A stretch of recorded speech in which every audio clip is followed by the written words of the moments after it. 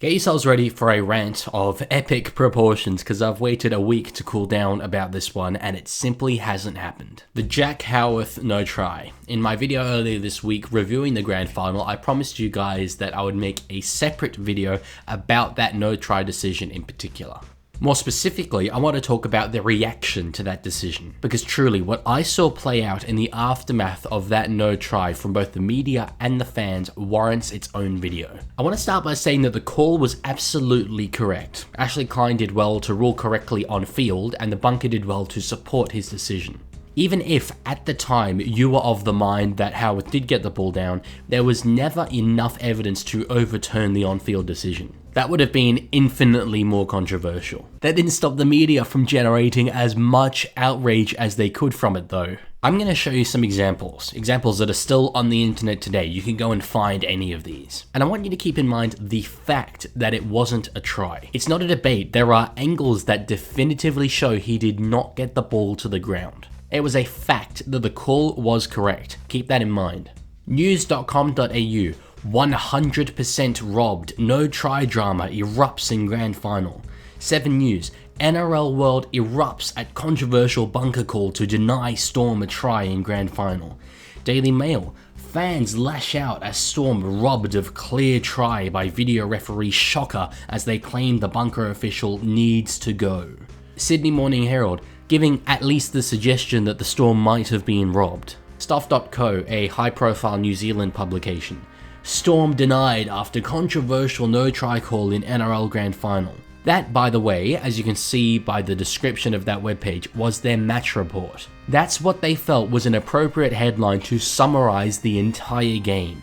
This was a point I really rammed home in my video about the perceived referee crisis we have in the NRL. It is in the interests of the NRL media to keep you as angry as possible for as long as possible, even in the face of undeniable facts proving them wrong. It's why even Fox League's article on the NRL releasing footage literally proving that the media was wrong was phrased as, "That's a tough sell, confusion over bunker controversy as NRL releases new no-try footage." Rather than what it should have been, which would be something more like, "I take it back, they got it right. The NRL releases new no-try footage that proves us wrong." And it makes complete sense, because having been told since the dawn of time that the NRL has a refereeing crisis, which one of those headlines do you think NRL fans are more likely to click? The one where the bunker got the decision right, or the one where there's still confusion over bunker controversy? Obviously, it's going to be the controversial one. It's the same reason why an article about more bunker camera angles being shown on the live broadcast is advertised as, "Why Grand Final Shame Must Spark Bunker Change," with an alarm emoji.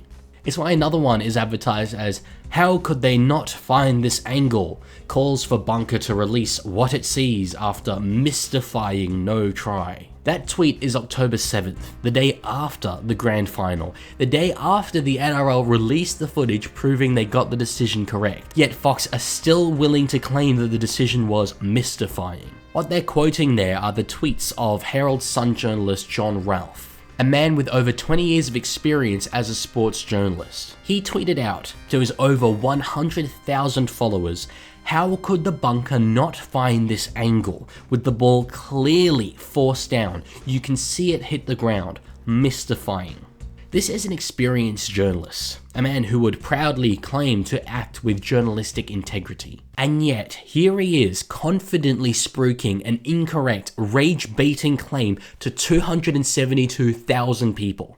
Look, I can wear an individual being wrong. Referees get things wrong and I am extremely sympathetic towards them. But when you use language like the ball was clearly forced down and you can see it hit the ground in order to falsely turn people against referees, then no, I'm going to call you out for being wrong. Not only that, but where is the journalistic integrity when that tweet was disproven on the night of the grand final and it is still up there? He still hasn't deleted it, and the number of views that tweet has gotten is increasing. His tweet is continuing to falsely tell people the bunker stuffed up the grand final. And unfortunately, he's just one example of many. If the NRL media were better, I can confidently say this YouTube channel wouldn't exist. It was born out of me reading articles like this and seeing straight through them when I was 13 or 14 years old. It wasn't until nearly a decade later that I finally snapped and thought, you know what, I'm sick of this sensationalist media crap. If I start a channel where the priority is being genuine instead of prioritizing ad revenue or outrage, then I can do better than these companies do. That's what this channel started with, and I can promise you, I will always hold that integrity. I'll give you an example. 2 months ago, when the Western Bears were essentially confirmed to be the NRL's 18th team, I released a video on them, looking forward to what they would bring to the competition, what players they might sign, and what we would see from them in their first season of NRL. That was my best performing video ever. It was massive for a channel of my size. Now, earlier this week, it was revealed that myself and the media jumped the gun on that. Whether the Bears come in is actually much more up in the air than it first seemed. So despite the video doing well again with the Bears back in the news, I unlisted it. I could potentially gain a whole heap of views from that video as the Bears issue unfolds, but it would be misleading people. That video is now inaccurate, and so I don't want people to see it. To John Ralph and to any of the media outlets that still have these articles live on their websites, if you weren't taking notes just then, you should have been. What I've done so far, and what I want to continue to do, is build an audience that sees through the sensationalist media crap. Unfortunately, not everyone is like that, which brings me on to the fans' reaction to the Jack Howarth no try, particularly in a community that holds a very special place in my heart, r/NRL. Now, I really like the NRL Reddit community. It was the first subreddit I ever joined. I've been in it for nearly 4 years.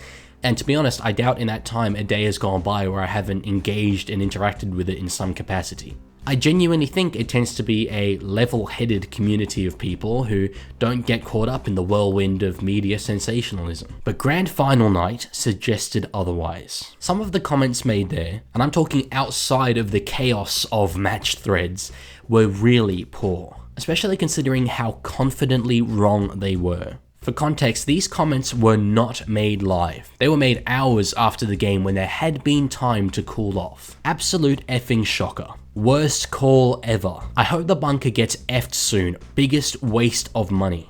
Annesley should resign 9:01 tomorrow morning. He's ruining the league. A game-deciding refereeing F-up going Penrith's way is too predictable to even make me angry at this point. They put getting the call fast ahead of getting the call right. Change the course of the game. We tie at least, go in front by 2 at best.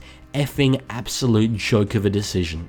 Watch the bottom of the ball. It clearly gets grounded. For F's sake, it's a grand final. Take an extra 30 seconds to get the call right. Jesus Christ, that is effing terrible. How do you not see that? Biggest howler from the bunker all year. So surprising, an effing howler of a call going in Penrith's direction.